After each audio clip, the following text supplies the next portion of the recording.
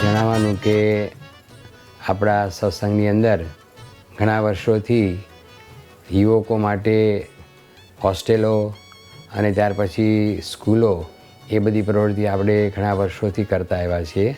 યોગી બાબાના સમયથી છાત્રાલયને બધું શરૂ થયેલું અને ગોંડલની સ્કૂલ અને છાત્રાલય પણ શરૂ થયેલા અને પછી ઘણી બધી સ્કૂલની છાત્રાલય આપણે યુવકો માટે કર્યા. પરંતુ જે કિશોરીઓ યુવતીઓ છે એના માટે આવી શૈક્ષણિક વ્યવસ્થા બહુ હતી નહીં. વલાસણમાં આપણે કરી છે પણ એ બહુ મર્યાદિત છે. પણ સમગ્રપણે આખા સંપ્રદાયના તમામ સ્તરના જે બધા હરિભક્તો છે એ દરેકને પોસાય અને દરેક એમાં લાભ લઈ શકે અને પોતાના જે યુવતીઓ છે, દીકરીઓ અને કિશોરીઓ એને સારી રીતે શિક્ષણ આપી શકે એને માટે ખાસ જે છે તે બધા મહિલા મંડળોની એ રીતે ઘણા વખતથી એમના તરફથી એ માંગ હતી અને એ માંગ પછી આ રીતે કમિટીમાં મૂકવામાં આવી અને પછી એ રીતે એમાં પૂજ્ય બાપાએ પણ આશીર્વાદ આપ્યા કે આ પ્રવૃત્તિ કરો અને એમના આશીર્વાદથી અત્યારે આપણે ગાંધીનગર પાસે રાંદેસણની અંદર લગભગ 1000 જે છે તે આપણી વિદ્યાર્થીનીઓ સારી રીતે શિક્ષણ લઈ શકે અને ત્યાં રહેવાનું પણ ત્યાં જ અને તમામ એ રીતે રેસિડેન્શિયલ ગર્લ્સ સ્કૂલ એ આપણે તૈયાર કરી છે. અને એમાં મુખ્ય પર્પઝ આપણા સત્સંગી જે બધી વિદ્યાર્થીનીઓ છે એને લાભ મળે, સત્સંગના આપણા નીતિ નિયમો બધા સચવાય, પૂજા પાઠ અને ભજન ભક્તિ સાથે સાથે શિક્ષણ પણ આપણા જીવનની અંદર મુખ્ય બને. સારું શિક્ષણ સારી રીતે આપણે પ્રાપ્ત કરી શકીએ અને સાથે સત્સંગના પણ જે આપણા સંસ્કારો છે, આપણા નીતિ નિયમો છે એમાં આપણે દ્રઢ થઈએ. એને માટે આ ખાસ જે છે રાંદેસરની અંદર BAPS સ્વામિનારાયણ ગર્લ્સ સ્કૂલ એ આપણે શરૂ કરી રહ્યા છીએ. આવતા 2016ના જૂન મહિનાથી આ સ્કૂલ શરૂ થશે. તો આ રીતે દરેક જે આપણા હરિભક્તો છે ભાઈ એ પોતાની દીકરીઓને આ સ્કૂલની અંદર એ રીતે મોકલી શકે છે અને આ સ્કૂલ બધાને રીતે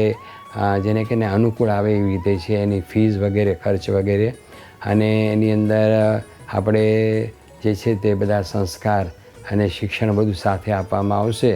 તો બધાને ખાસ વિનંતી કે બધા હરિભક્તો ભાઈ એ પોતાના જે આ રીતે પોતાની દીકરીઓ છે એ બધાને 5મા ધોરણથી આ સ્કૂલ શરૂ થાય છે 12મા ધોરણ સુધી, એટલે 5માંથી 12 સુધી અને ઇંગ્લિશ મીડિયમની આ સ્કૂલ છે અને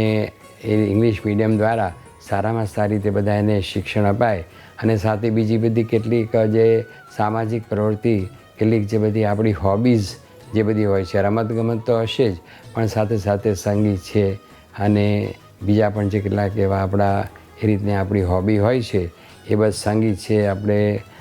ગાયન વિદ્યા છે, આ બધાને પણ પ્રોત્સાહન મળે એ પ્રકારની પ્રવૃત્તિ પણ ત્યાં આગળ થશે. અને આખું એક બહુ જબરજસ્ત અદ્ભુત 1000 આપણી સત્સંગી દીકરીઓ અને વિદ્યાર્થીનીઓ એનું એક અદ્ભુત વાતાવરણ પણ ત્યાં આગળ ઊભું થશે. એક જ કેમ્પસની અંદર લગભગ 18 એકરનું કેમ્પસ છે